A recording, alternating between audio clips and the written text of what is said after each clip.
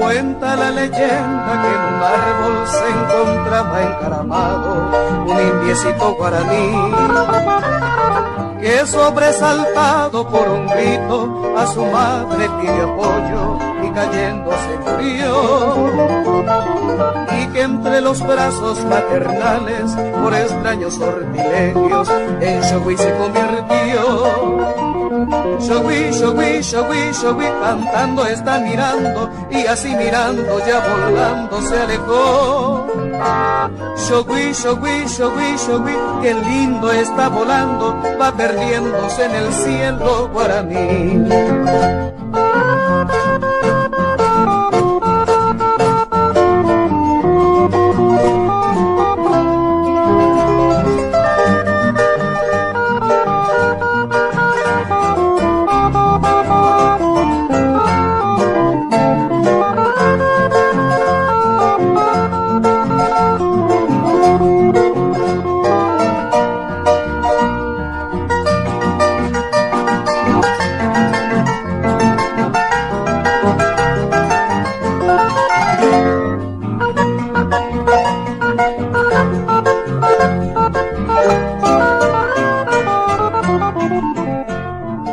Y desde aquel día se recuerda al indiecito cuando se oye como eco al Xogüí. Es el canto alegre y bullanguero del precioso mensajero que repite su cantar.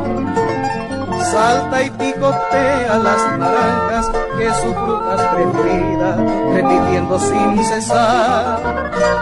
Xogüí, Xogüí, Xogüí, Xogüí, cantando está mirando, y así mirando ya volando se alejó.